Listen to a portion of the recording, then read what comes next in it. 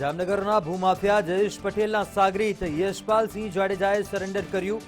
અન્ય આરોપીઓ આવી ચૂક્યા છે પોલીસ પકડમાં. આજે ગુજરાતના લોકોને 3 રાહત મળી. વીજ ફ્યુઅલ સરચાર્જમાં 19 પૈસાનો ઘટાડો. ગિરનાર રોપવેમાં 126 રૂપિયા બાદ કરાયા તો સીપ્લેનનું ભાડું 1500 રખાયું. હાલમાં જ ગુજરાત પ્રચારમાં આવેલા સ્મૃતિ ઈરાનીને કોરોના સંપર્કમાં આવેલાને ટેસ્ટ કરાવવા અપીલ. પેટા ચૂંટણી માટે રૂપાણી અને પાટીલે મોરબી અને લીંબડીમાં સભા ગજવી તો હાર્દિકે કપરાડામાં પ્રચાર કર્યો. ચાવડા અને સાતવની સભા કરજણમાં. નીતિન પટેલ પર ચપ્પલ ફેંકનારો ભાજપનો કાર્યકર હોવાની પ્રબળ શક્યતા, પણ ભાજપે હાથ કર્યા ઊંચા. કોંગ્રેસે કહ્યું આ અમારો માણસ નથી.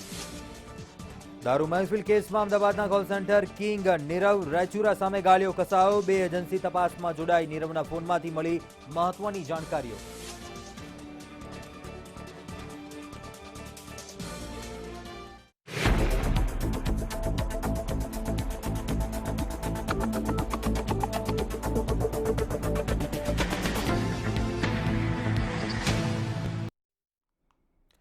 નમસ્કાર, 8ના ટકોર બુલેટિન સાથે હું કુંજ આપનું સ્વાગત કરું છું. નજર કરીશું ખાસ અહેવાલ પર.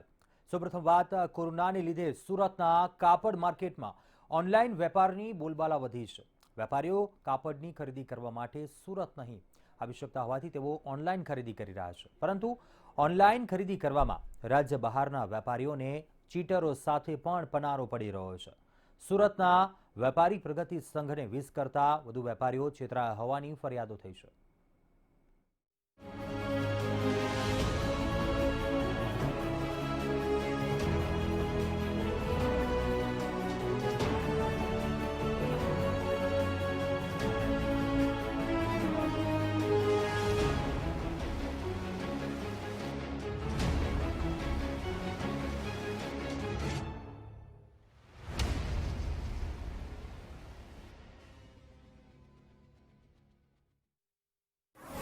સુરતને લાંછન લગાડતો કિસ્સો. ઓનલાઈનના નામે બહારગામના વેપારીઓને લૂંટવાનો કારસો. ઓનલાઈન માલ 100 સોના જેવો, ડિલિવર્ડ માલ કચરાના કૂડાને આંટે એવો. ટેક્સટાઇલ્સ સિટી સુરતની શાખને લાંછન લગાડે એવો કિસ્સો સામે આવ્યો છે. કોરોનાને લીધે સુરતના કાપડ વેપારીઓએ ઓનલાઈન ટ્રેડિંગ શરૂ કર્યું, જ્યાં રાજ્યના અને રાજ્ય બહારના વેપારીઓ કાપડની ખરીદી કરવા ઓનલાઈન ઓર્ડર આપતા હતા. કાપડ ઉદ્યોગને કોરોના કાળમાં ઘણો જ ફટકો પડ્યો છે અને વેપારીઓ સુરત આવતા પણ ગભરાઈ રહ્યા હતા, જેથી આ રસ્તો બંને પાર્ટીઓ વચ્ચે સેતુ સમાન હતો. જોકે કેટલાક લેભાગુ તત્વોએ તેનો ગેરફાયદો ઉઠાવી ઓનલાઈન અથવા કુરિયરમાં મોકલેલો કાપડનો નમૂનો 100 સોના જેવો હતો, પરંતુ જ્યારે માલની ડિલિવરી કરવામાં આવે ત્યારે રદ્દી માલ પકડાવી દેતા હતા. મહારાષ્ટ્ર, દક્ષિણ ભારતના કેટલાક વેપારીઓએ તેમની સાથે થયેલી છેતરપિંડીની ફરિયાદ પુરાવા સાથે સુરત વેપારી પ્રગતિ સંઘને કરી છે. भारत में छोटे छोटे व्यापारी जो ऑनलाइन धंधा करना चाहते हैं, अपना रोजगार खड़ा करना चाहते हैं, उनके साथ चीटिंग कर रहे हैं. ऐसी हर महीने 2-3-4 शिकायत हमारे पास आती थी. हम लोग इन सूरत के व्यापारियों से संपर्क करते थे और उन दोनों में समाधान हो जाता था. ये समाधान हो जाना एक ठीक है, परंतु ये योजनाबद्ध तरीके से दिन की खूब ज़्यादा लोगों के साथ चीटिंग कर रहे हैं. इनकी चीटिंग पे रोक लगनी चाहिए. હાલ 20થી વધુ ફરિયાદો આવતા માર્કેટમાં ભૂકંપ જેવી સ્થિતિ. તહેવારો ટાણે જ છેતરપિંડીની ફરિયાદો વધી.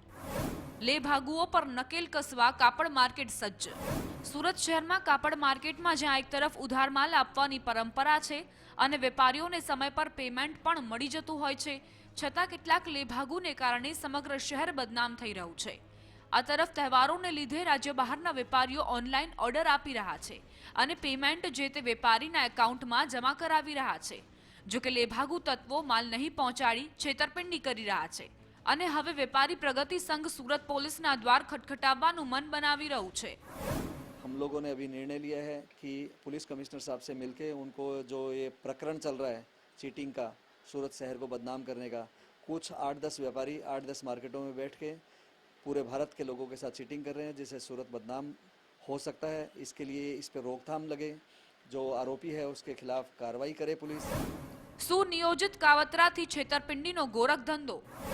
માર્કેટના જ કેટલાક વેપારીઓ સામે હવે જ્યારે વેપારી સંઘ એક્શન લેવા જઈ રહ્યું છે, ત્યારે વેપારી આલમમાં ફફડાટ વ્યાપી ગયો છે.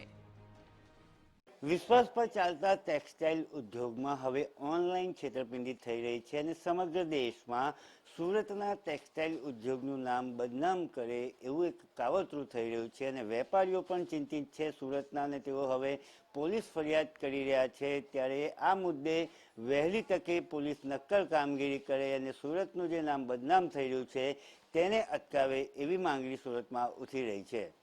કેમેરામેન રાકેશ રાજપૂત સાથે સંજય મહંત, મંતવ્ય ન્યૂઝ, સુરત. વડાપ્રધાન મોદી 31 ઓક્ટોબરે સીપ્લેન સર્વિસનું ઉદ્ઘાટન કરવાના છે. ત્યારે સ્પાઇસ જેટે બુધવારે અમદાવાદ અને કેવડિયામાં સ્ટેચ્યુ ઓફ યુનિટી વચ્ચે સીપ્લેન સર્વિસ શરૂ કરવાની જાહેરાત કરી છે. આ ફ્લાઇટની સર્વિસ સ્પાઇસ જેટની પેટા કંપની સ્પાઇસ શટલ દ્વારા કાર્યરત થશે. અમદાવાદ કેવડિયા રૂટ પર દરરોજ 2 ફ્લાઇટ ઓપરેટ થશે, જે 31 ઓક્ટોબરથી શરૂ થશે.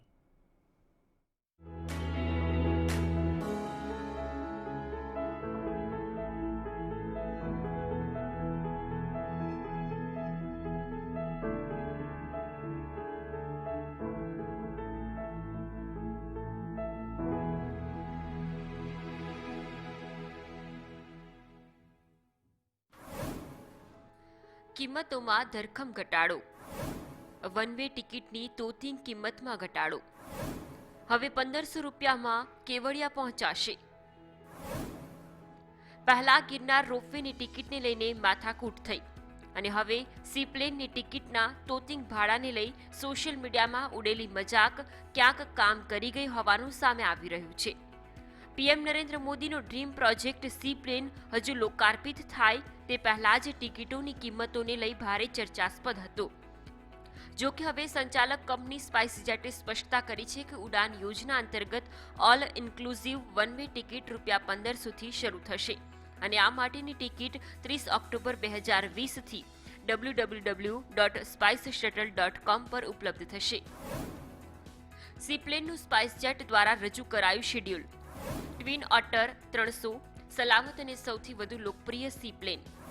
સ્પાઇસ જેટે ટ્વિન ઓટર 300 માટે પ્રતિબદ્ધતા, સલામતી અને જાળવણી માટેનું સમાન સ્તર સુનિશ્ચિત કર્યું છે. આ વિમાન ઉડાનમાં સલામત હોવાની સાથે દુનિયાભરમાં સૌથી વધુ લોકપ્રિય અને વધુ ઉપયોગમાં લેવાતું વિમાન છે. તેની વિશ્વસનીયતા, મજબૂત નિર્માણ, અભૂતપૂર્વ રીતે શોર્ટ ટેક ઓફ અને ઉતરાણની ક્ષમતા, પેલોડ ક્ષમતા અને ઉત્કૃષ્ટ બાહ્ય વિઝિબિલિટી માટે પ્રસિદ્ધ છે. ફ્લાઇટના શેડ્યુલ પર નજર કરીએ. અમદાવાદથી કેવડિયા 10 ને 15 કલાકે પ્રસ્થાન થશે અને તેનું આગમન 10 ને 45 કલાકે થશે. તેની ફ્રીક્વન્સી દરરોજની રહેશે. કેવડિયાથી અમદાવાદ 11:45 પ્રસ્થાન, આગમન 12 ને 15 કલાકે અને તેની ફ્રીક્વન્સી દરરોજ. અમદાવાદ કેવડિયા 12 ને 45 પ્રસ્થાન, 13 ને 15 કલાકે આગમન, દરરોજ ફ્રીક્વન્સી. કેવડિયા અમદાવાદ 15 ને 15 કલાકે પ્રસ્થાન, 15 ને 45 કલાકે આગમન, તેની ફ્રીક્વન્સી દરરોજની. સ્પાઇસ જેટે વર્ષ 2017થી અત્યાર સુધીમાં ભારતમાં સીપ્લેનના પરીક્ષણો હાથ ધર્યા છે અને આંતરિક જળમાર્ગો કે નદીઓ જેવા જળાશયો પર એર કનેક્ટિવિટી ચકાસનાર એકમાત્ર ભારતીય એરલાઇન છે. જોકે હાલ તો અમદાવાદ રિવરફ્રન્ટ પર પ્રોજેક્ટના લોકાર્પણ પહેલા તડામાર તૈયારીઓ પૂર્ણ કરી લેવામાં આવી છે. કેરળ દેશનું પહેલું એવું રાજ્ય છે જેને શાકભાજીના ખેડૂતો માટે એક ખાસ પગલું લીધું છે. રાજ્ય સરકારના આવા પગલાંને લીધે શાકભાજી વાવતા ખેડૂતોને આર્થિક સદ્ધરતામાં વધારો થવાની શક્યતા છે. કેરળના મુખ્યમંત્રી પી વિજયને એવું તો કયું પગલું લીધું કે તેની ચર્ચા બધે જ થવા લાગી છે. જોઈએ આ અહેવાલમાં.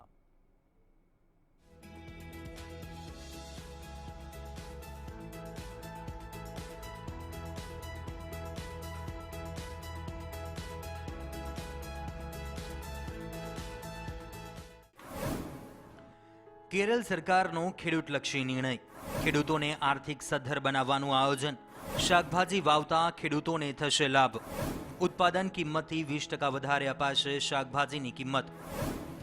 કેરળના મુખ્યમંત્રી પી વિજયને મંગળવારે કહ્યું હતું કે આ યોજના ખેડૂતોને આર્થિક રીતે વધુ મજબૂત બનાવશે. શાકભાજીનું આધાર મૂલ્ય એની ઉત્પાદન કિંમતથી 20% વધુ હશે. જો બજાર મૂલ્ય એનાથી પણ નીચે જતું રહેશે તો ખેડૂતો પાસેથી તેમના પાકને આધાર મૂલ્ય પર ખરીદવામાં આવશે. શાકભાજીને ક્વોલિટી અનુસાર વહેંચવામાં આવશે અને આધાર મૂલ્ય એ જ મુજબ નક્કી કરવામાં આવશે.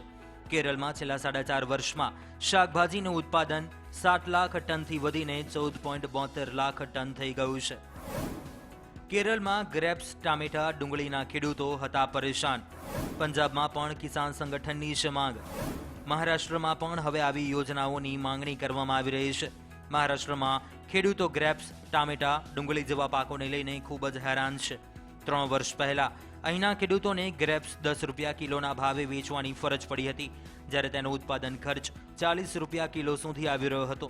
પંજાબનું કિસાન સંગઠન પણ શાકભાજી અને ફળોનું ન્યૂનતમ સમર્થન મૂલ્ય જાહેર કરવાની માંગ કરી રહ્યું છે. એમએસપી નક્કી થવાથી ખેતીને મળશે પ્રોત્સાહન. ખેડૂતોને મળશે એક નિશ્ચિત મૂલ્ય. એમએસપી નક્કી કરવાથી અહીંના ખેડૂતો ફળ, શાકભાજી ઉગાડવા માટે પ્રેરાશે. તેમને વિશ્વાસ મળશે કે તેમને પાકનું એક નિશ્ચિત મૂલ્ય મળશે અને ખેતીમાં પણ પ્રોત્સાહન વધશે. બ્યુરો રિપોર્ટ, મંતવ્ય ન્યૂઝ.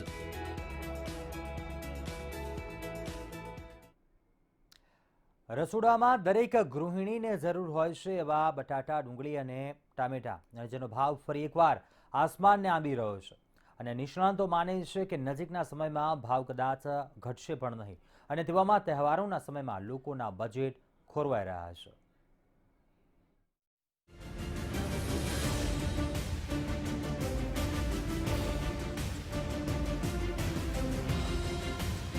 ટામેટા, ડુંગળી, બટાટા બન્યા મોંઘાદાટ. 50 થી માંડી 100 રૂપિયા કિલોનો ભાવ. ડુંગળી, બટાટામાં રાહતના અણસાર નહીં. લીલી શાકભાજી થઈ શકે છે જલ્દી સસ્તી. બટાટાનો ભાવ ઘટતા લાગી શકે છે સમય. રાજ્યમાં દર થોડા સમયના અંતરે ટામેટા, ડુંગળી અને બટાટાના ભાવ આભને આમતા હોય છે. ગરીબના ઘરમાં પણ ટામેટા, ડુંગળી અને બટાટા વિના ચાલતું નથી, પણ હાલના ભાવ તો એમના માટે પહોંચની બહાર થઈ ગયા છે. કેન્દ્ર સરકારે છૂટક વેપારીઓ અને હોલસેલર માટે ડુંગળીના સંગ્રહ પર મર્યાદા લગાવી દીધા છતાંય ડુંગળીના ભાવ ઘટી રહ્યા નથી. ભારત હાલમાં અફઘાનિસ્તાન, ઈરાન, નેધરલેન્ડ અને ઇજિપ્ત પાસેથી ડુંગળીની આયાત કરી રહ્યું છે. જોકે આયાત પર લાગતો ખર્ચ વધુ હોવાથી ડુંગળી હોલસેલમાં પણ મોંઘી પડી રહી છે. અને હોલસેલ કરતા પણ છૂટક બજારમાં તો ડબલ ભાવમાં જ જોવા મળી રહી છે. ડુંગળી હાલમાં 45 થી 65 રૂપિયે હોલસેલમાં આવી રહી છે, જે છૂટક બજારમાં આવતા 80 રૂપિયાથી 100 રૂપિયા કિલો પણ મળી રહી છે. ડુંગળીનો હોલસેલ ભાવ 40 થી 60 રૂપિયા, છૂટક ભાવ 80 થી 100 રૂપિયા છે. બટાટાનો હોલસેલ ભાવ 25 થી 35 રૂપિયા છે, જ્યારે છૂટક ભાવ 40 થી 60 છે. ટામેટાનો હોલસેલ ભાવ 25 થી 35 રૂપિયા છે. બીજી તરફ છૂટક ભાવ 50 થી 70 રૂપિયા છે. ઉત્તર ગુજરાત બટાટાનું હબ હોવા છતાં ગુજરાતમાં બટાટાના ભાવ અવારનવાર ટોચની સપાટીએ પહોંચે છે. ભાવ ઓછા હોય ત્યારે વેફર બનાવતી કંપનીઓ સંગ્રહ કરી લે છે, એ વાત હવે જૂની થઈ ગઈ છે. તેમ છતાં એ પણ હકીકત છે કે સ્ટોરેજમાં બટાટાનો બહુ મોટો સંગ્રહ કરવામાં આવે છે, જેના કારણે જ હાલમાં છૂટક બજારમાં બટાટાના ભાવ 40 રૂપિયાથી માંડીને 60 રૂપિયા સુધી પહોંચી ગયા છે. કૃષિ નિષ્ણાંતોના મતે જાન્યુઆરી, ફેબ્રુઆરીમાં બટાટાનો નવો પાક આવશે. ત્યાં સુધી ભાવ ઊંચા જ રહી શકે છે. ટામેટાની પણ એ જ સ્થિતિ છે. હજુ માંડ 2 થી 3 મહિના પહેલા ટામેટા એટલી મોટી માત્રામાં આવ્યા હતા કે તેનું વેચાણ માંડ 10 રૂપિયા કિલો થઈ રહ્યું હતું. 10 રૂપિયે પણ સારામાં સારી ક્વોલિટીના ટામેટા મળી રહ્યા હતા. પણ હાલમાં ટામેટા પ્રતિ કિલો 50 રૂપિયાનો ભાવ વટાવી ચૂક્યા છે. બજારમાં 50 થી 70 રૂપિયાના ભાવે ટામેટા મળી રહ્યા છે. હકીકતમાં સ્થિતિ એવી છે કે કાયમ મોંઘા મળતા લીલા શાકભાજી અત્યારે આ ત્રણેય કોમોડિટી કરતા સસ્તા મળી રહ્યા છે. બ્યુરો રિપોર્ટ, મંતવ્ય ન્યૂઝ. કૃષિ પ્રધાન દેશમાં ગુજરાતનું એક અલગ જ મહત્વ છે. જોકે કેન્દ્ર સરકારના આંકડામાં બહાર આવ્યું છે કે દેશમાં ગુજરાતનો કૃષિ ક્ષેત્રે 10મો ક્રમ આવ્યો છે, અને જ્યારે કઠોળ ઉત્પાદનમાં ગુજરાત 5મા સ્થાન પર છે.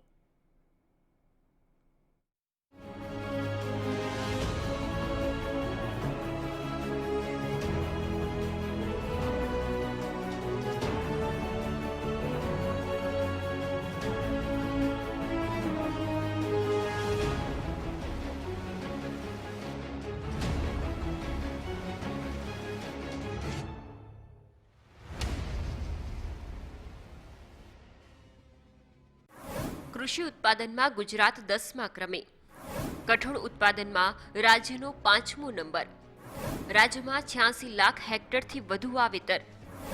દાવા પ્રતિદાવા વચ્ચે ક્યાંક ખુશી તો ક્યાંક દુઃખ જેવો ઘાટ. ગુજરાતમાં ખેતી અને ખેડૂતને પ્રાધાન્ય આપવામાં આવ્યું છે. રાજ્યમાં 86 લાખ હેક્ટર કરતાં વધુ વાવેતર વિસ્તાર રહેલો છે. કૃષિ વિભાગની માહિતી મુજબ રાજ્યમાં કુલ વાવેતર વિસ્તારના 102% વિસ્તારમાં વાવેતર થયું છે.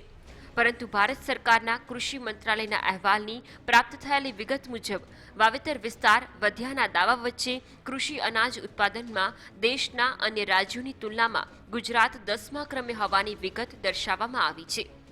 દેશમાં પ્રતિ હેક્ટર 4658 કિલો અનાજ ઉત્પાદન સાથે પંજાબ મોખરે રહ્યું છે, તો ગુજરાતનો ક્રમ પ્રતિ હેક્ટર 2134 કિલો સાથે 10મો હોવાનું તારણ દર્શાવવામાં આવ્યું છે. કુદરતી આસમાની સુલતાની વચ્ચે સંઘર્ષ કરીને જ્યારે ખેતી કરી રહ્યો હોય ત્યારે અનેક પ્રકારના પરિબળો એને નડતા હોય છે.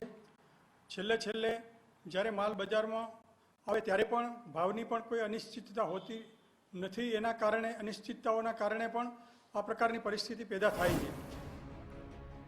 અન્ય રાજ્યોની સરખામણીએ ગુજરાતના સ્થાનની વિગતો લઈએ તો પંજાબ રાજ્યમાં 4658 કિલો ઉત્પાદન થયું છે, હરિયાણામાં 3981, દિલ્હીમાં 3567, તેલંગાણામાં 3035, તામિલનાડુમાં 2972, પશ્ચિમ બંગાળમાં 2938, કેરળમાં 2290, ઉત્તર પ્રદેશમાં 2247, આંધ્રપ્રદેશમાં 2147 અને ગુજરાતમાં 2134 કિલો ઉત્પાદન થયું છે.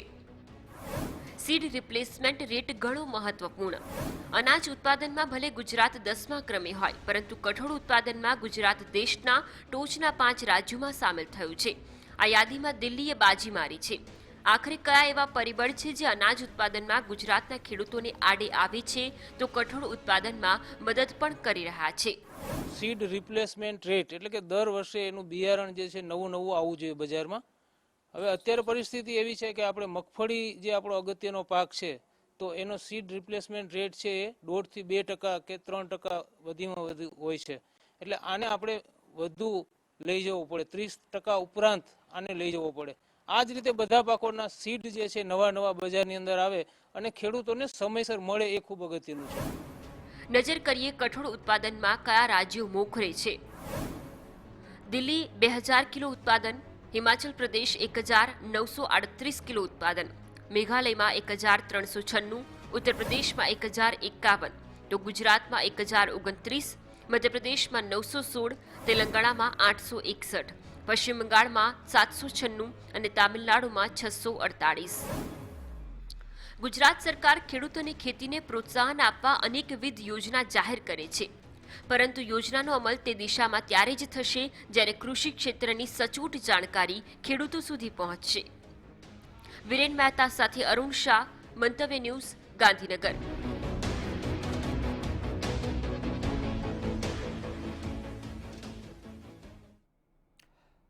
કોરોના કાળનો ઉછાળો ઓછો થતાની સાથે જ એલાન થઈ ચૂક્યું છે કે 12 નવેમ્બરથી 28 ફેબ્રુઆરી સુધીમાં કચ્છનું ટેન્ટ સિટી ખુલ્લું રાખવામાં આવશે. કચ્છના સફેદ રણની મજા માણવા જતા પ્રવાસીઓ માટે ટેન્ટ સિટીનું એક અનેરું આકર્ષણ છે. જોકે કોરોના કાળને કારણે અનેક ગાઈડલાઈનનું પાલન પ્રવાસીઓને કરવું પડશે.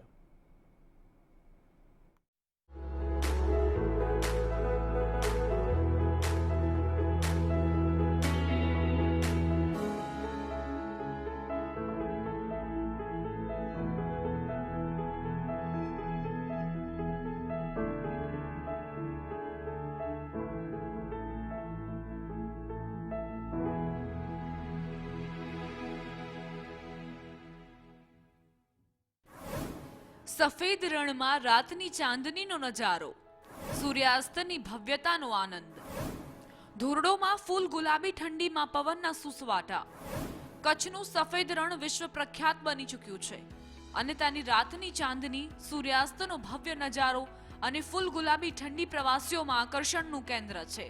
આ બધું જ ટેન્ટ સિટીમાં જ શક્ય છે અને ધોરડો ખાતે 5 લાખ ચોરસ મીટરથી વધુ વિસ્તારમાં પથરાયેલું ટેન્ટ સિટી 12 નવેમ્બરથી 28 ફેબ્રુઆરી સુધી ખુલ્લું રહેશે. કચ્છના સફેદ રણ નજીક ધોરડો ગામમાં સ્થાપવામાં આવેલા ટેન્ટ સિટીમાં 350થી વધુ ટેન્ટ આવેલા છે. આ ટેન્ટ સિટીમાં એર કન્ડિશન્ડ અને નોન એર કન્ડિશન ટેન્ટ્સનો સમાવેશ કરવામાં આવ્યો છે. પ્રવાસીઓની પસંદગી માટે પોસાય તેવા પેકેજના સંખ્યાબંધ વિકલ્પો ઉપલબ્ધ છે. દર વર્ષે 3500થી વધુ પ્રવાસીઓ લે છે મુલાકાત. 20 દેશના 5 લાખ પ્રવાસીઓ લઈ ચૂક્યા છે મુલાકાત. કુદરતી નજારા વચ્ચે સાંસ્કૃતિક આયોજન, લોકસંગીત અને કલાનો સમન્વય એટલે રણોત્સવ. દર વર્ષે ટેન્ટ સિટી કચ્છની 3500થી વધુ લોકો મુલાકાત લઈને અહીંની મહેમાનગતિનો પ્રથમદર્શી અનુભવ માણે છે. 20 દેશના 5 લાખથી વધુ મુલાકાતીઓ વિતેલા વર્ષોમાં કચ્છના સફેદ રણની મુલાકાત લઈ ચૂક્યા છે. કચ્છના આકર્ષક સફેદ રણની મુલાકાત લઈને અહીં સોલ્ટ ડેઝર્ટમાં સૂર્યાસ્તની ભવ્યતાની મોજ માણી શકે છે. પ્રવાસીઓ નજીકમાં આવેલા કાળા ડુંગરની મુલાકાત પણ લઈ શકે છે. અહીં નજીકમાં પ્રવાસીઓને ગમી જાય તેવા અન્ય ઐતિહાસિક સ્મારકો અને મુલાકાત લેવા જેવા સ્થળો આવેલા છે. મહેમાનો અહીં લોકનૃત્ય અને સંગીતના કાર્યક્રમની મોજ પણ માણી શકે છે. આ ઉપરાંત હસ્તકલાના કસબીઓને કામ કરતા જોઈ શકાય છે અને તેમની પાસેથી કલાકૃતિઓની સીધી ખરીદી પણ કરી શકાય છે. કોવિડને કારણે અનેક તકેદારીના પગલાં, સ્ટાફને અપાઈ ખાસ તાલીમ. રણોત્સવ દરમિયાન વાહનો, સ્વાગત વિસ્તાર, ડાઇનિંગ હોલ, હાટ વિસ્તાર, એડવેન્ચર સ્પોર્ટ્સ ઝોન તથા અન્ય વિસ્તારોમાં સફાઈ અને ડિસઇન્ફેક્શનની નવી પ્રણાલીઓ અમલમાં મૂકવામાં આવી છે. તો બીજી તરફ સમગ્ર સ્ટાફને કોવિડ-19 પ્રોટોકોલની તાલીમ આપવામાં આવી છે. સ્ટાફ હંમેશા ફેસ માસ્ક અને પ્રોટેક્ટિવ ઇક્વિપમેન્ટ્સ પહેરેલા રાખશે. સમગ્ર સંકુલને નિયમિતપણે સેનેટાઇઝ કરવામાં આવે છે. સોશિયલ ડિસ્ટન્સિંગ જળવાય તે માટે પણ પગલાં લેવામાં આવ્યા છે. બ્યુરો રિપોર્ટ, મંતવ્ય ન્યૂઝ.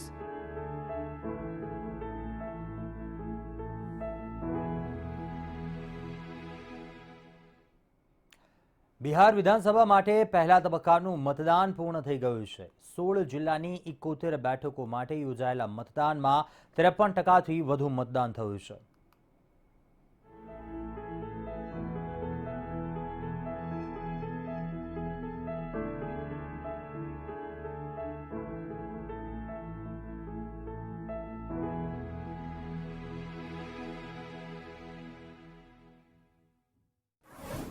બિહાર વિધાનસભા માટે પહેલા તબક્કાનું મતદાન પૂર્ણ. 16 જિલ્લાની 71 બેઠકો પર મતદાન પૂર્ણ. કોરોના કાળમાં મતદાતાઓમાં ભરપૂર ઉત્સાહ. પહેલા તબક્કામાં 53%થી વધુ મતદાન. 1066 ઉમેદવારોનું ભાવિ ઈવીએમમાં કેદ. બિહાર વિધાનસભા ચૂંટણી મહાસંગ્રામની આજે પહેલી પરીક્ષા યોજાઈ ગઈ. 16 જિલ્લાની 71 બેઠકો માટે મતદાન યોજાયું. સવારથી જ પોલિંગ બૂથો પર મતદાતાઓની ભીડ જોવા મળી. શરૂઆતમાં ઈવીએમ અને વીવીપેટ મશીનોમાં થોડી ખામી સર્જાઈ.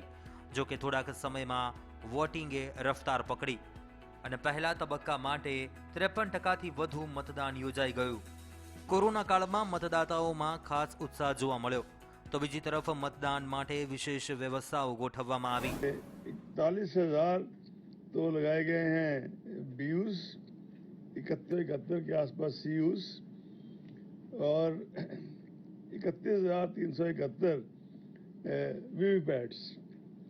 कुल हमारा सारे फेज 1 में जो एवरेज निकलता है रिप्लेसमेंट का वो बीयूज का 0.22% है, सीयूज का 0.25% है, वीवीपैट्स का 1.28% है.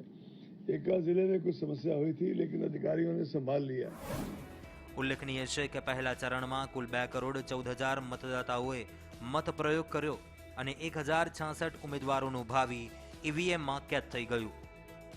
બ્યુરો રિપોર્ટ, મંતવ્ય ન્યૂઝ.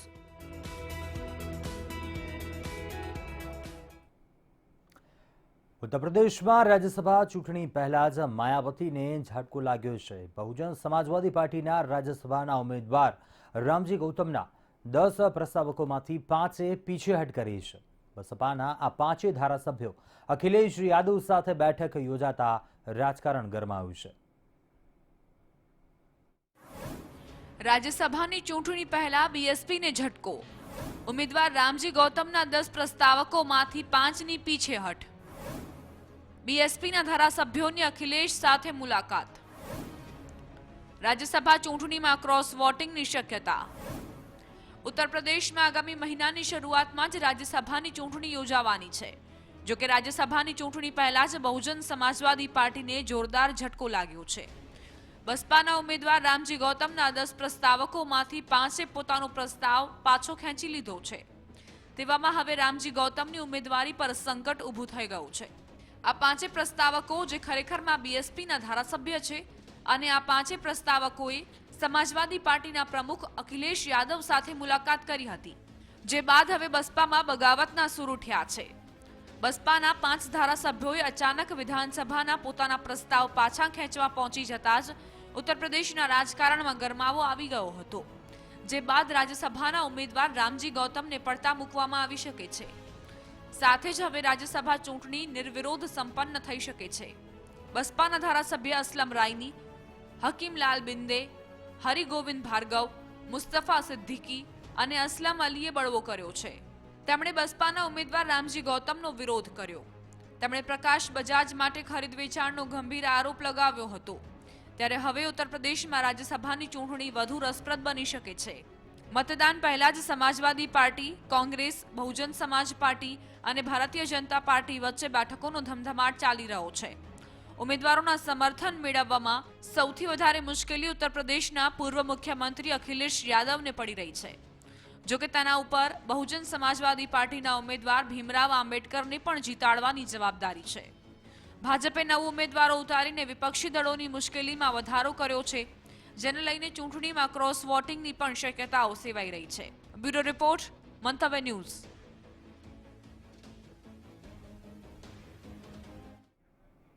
તો અત્યારે હાલ બુલેટિનમાં બસ આટલું. મને આપશો રજા. વધુ સમાચાર માટે આપ જોતા રહો મંતવ્ય ન્યૂઝ. વધુ સમાચાર અને અપડેટ મેળવવા માટે આપ લોગિન પણ કરી શકો છો મંતવ્યન્યૂઝ.com પર. નમસ્કાર.